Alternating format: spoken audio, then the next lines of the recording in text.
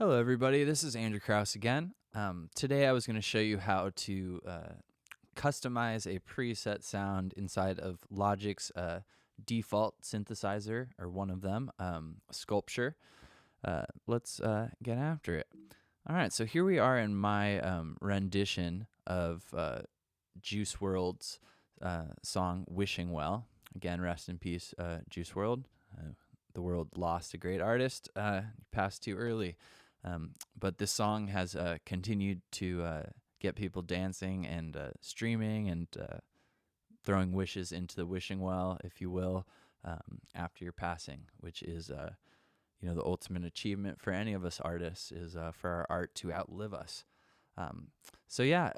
Let's just play. I'm going to play part of the instrumental. If you want to hear the full thing, go and check out the music theory breakdown for this song. But today we're going to talk about this fill that happens right here. It's a modified preset inside a Sculpture called Fireflies.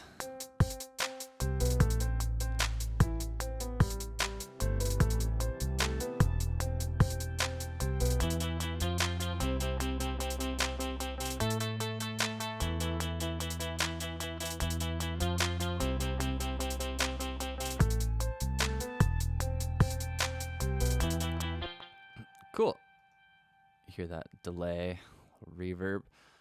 Cool. So let's talk about it. So first of all, the notes that we're using are A into G.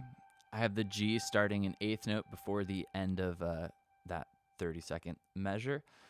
But really, we don't want to hear it until the downbeat, but we want to hear a glide. Now, down here is a pitch bend wheel. So again, if you select this and then you scroll on this menu to find pitch bend, you'll be able to create a pitch bend. If you want to mimic mine, I have it going from the bottom all the way up to 0, the top, and it gets there on the second quarter note. Cool, but that'll only work if we can go inside of Sculpture and customize it a little bit. So here we are in the Firefly preset for Sculpture, Fireflies, plural. You can get to that over here under Pad Fireflies within the Logic library sound searching tool on the left of your Logic Pro. And when you do that, even if you mimicked everything with my MIDI here, it's still not going to sound correct. So let's talk about why. The first thing is that this synthesizer's originally set to poly, which is short for polyphonic. That means multiple different notes at the same time. To monophonic, that means one note at one time, so only one note at a time.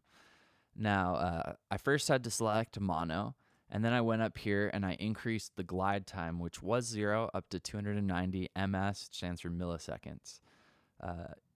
After I did that, that basically enables what I was trying to do here in the MIDI. I have the overlapping so that it will slide between the two. Now, in some synthesizers, you'll see portamento or slide on and off. But inside of Sculpture, we don't have that option. If you want to have the MIDI slide from one note to another, you need to increase glide time on whatever preset you're on, and then make sure that your MIDI is overlapping. And then it's basically going to bend from where it starts to where you want it to go over the course of that overlap. And some synthesizers, you only need like a slight bit of overlap for it to trigger the whole portamento glide feature.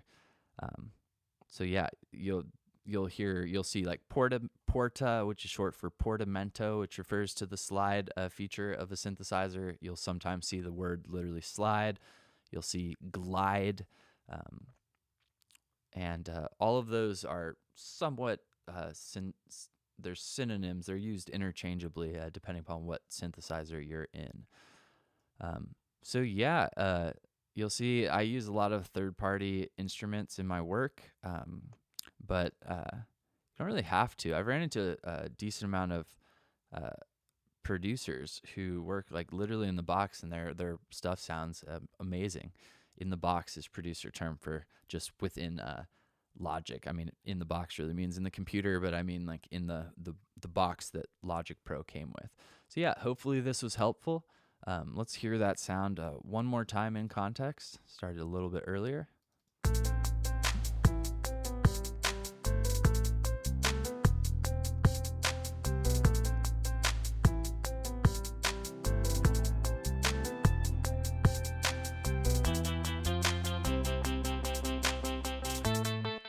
Cool. Well, hopefully that was helpful. If you enjoyed this, make sure that you hit the subscribe button below to stay up on the future content that I make. Also, if you enjoyed this, make sure you check out the full music theory breakdown where I talk about where the notes came from, what the notes are in the riffs and the drum patterns, and how you could ultimately, hopefully, apply some of this theory to your own music. Not to sound like stuff that's already popular, but rather to understand the music that you may like and how to use those influences in your own work in a creative manner. So yeah, if you have any suggestions for me, I'll put my email below. I'll link to my music theory textbook below, and to my music if you're curious about checking out my own work.